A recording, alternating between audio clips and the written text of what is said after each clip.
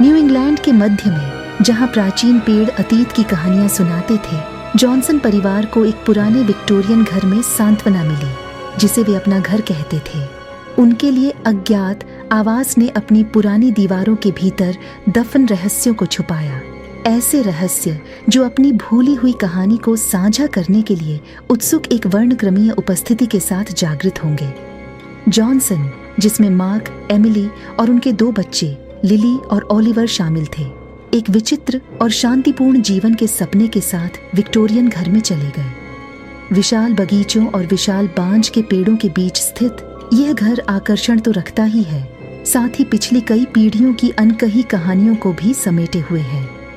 बसने के तुरंत बाद अनोखी घटनाएं सामने आने लगीं। देर रात जब चंद्रमा ने परिदृश्य पर एक अलौकिक चमक बिखेरी, जॉनसन ने एक बच्चे की धीमी, खुशी भरी हंसी सुनी। लिली और ओलिवर शुरू में रहस्यमय ध्वनि से प्रसन्न हुए, जल्द ही असहज हो गए क्योंकि हंसी जारी रही, एक भूतिया धुन की तरह हॉल में गूंजती रही। जॉनसन ने रहस्य को सुलझाने के लिए दृढ़ संकल्प किया और घर के इतिहास में गहराई से उतर गए। स्थानीय अभिलेखों से पता चला कि 19वीं सदी के अंत में विक्टोरियन घर कभी एक बड़े परिवार व्हिटमैन्स का आश्रय स्थल था।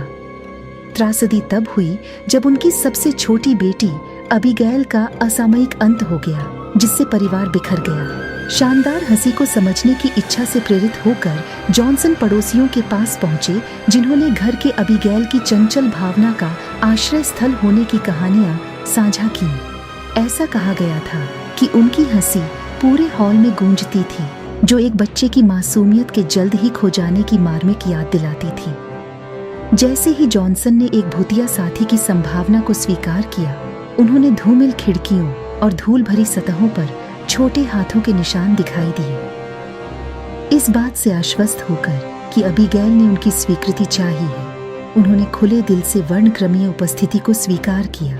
एक दुर्भाग्यपूर्ण रात जब घर में हंसी गूंज रही थी, लिली और ओलिवर एक पारभासी आकृति को देखकर जाग गए। लहराते बालों वाली एक युवा लड़की जिसने विक्टोरियन नाइट गाउन पहना हुआ था। अबीगैल की उपस्थिति हालांकि अलौकिक थी, गर्मजोशी और जुड़ाव की चाहत पैदा करती थी। बच्चों ने बिना डरे अबीगैल के साथ एक अस्थायी बातचीत शुरू की। हल्की दस्तक और टिमटिमाती रोशनी की एक श्रृंखला के माध्यम से उन्होंने आत्मा के साथ संवाद किया, उसके अल्पकालिक जीवन और अपने परिवार के लिए उसके स्थायी प्रेम की कहानी को उजागर किया। अबीगैल की सुस्त आत्मा को सांत्वना देने के लिए दृढ़ संकल्पित जॉनसन ने एक सभा का आयोजन किया। एक स्थानीय माध्यम की मदद से उन्होंने अबीगैल को अपने अनुभव और भावनाओं को साझा करने के लिए आमंत्रित किया।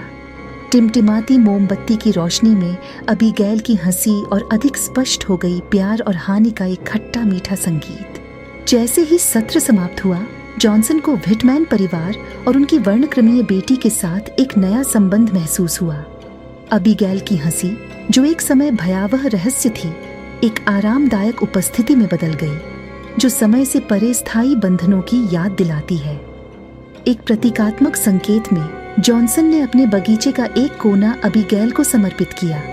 वह हंसी जो कभी रहस्य के माहौल में गूंजती थी, अब शांति की अनुभूति के साथ गूंजती है। प्रेत बच्चे की हंसी विक्टोरियन घर का एक अभिन्न अंग बन गई, जीवित और दिवंगत लोगों के बीच एक साझा स्मृति। जैसे जैसे साल बीतते गए, जॉनसन अपने प्रेतवाधित आश्रय में फलता फूलता रहा। अबीगैल की आत्मा परिवार की देखभाल करती रही। हंसी एक अभिभावक राग में विकसित हुई, जो पीढ़ियों तक गूंजती रही। विक्टोरियन घर, जो कभी अपनी शानदार उपस्थिति से घिरा हुआ था, एक अभयारण्य बन गया जहां अतीत और वर्तमान सामंजस्यपूर्ण रूप से सह अस्तित्व में थे। फैंटम बच्चे की हंसी की कहानी पूरे शहर में फैल गई। यह एक ऐसे परिवार की कहानी है जिसने करुणा और समझ के साथ अलौकिक को अपनाया। विक्टोरियन घर, जो अब स्थायी प्रेम का प्रतीक है, जीवित और वर्णक्रमीय क्षेत्रों को बांधने वाले अकथनीय संबंधों के प्रमाण के रूप में खड़ा था।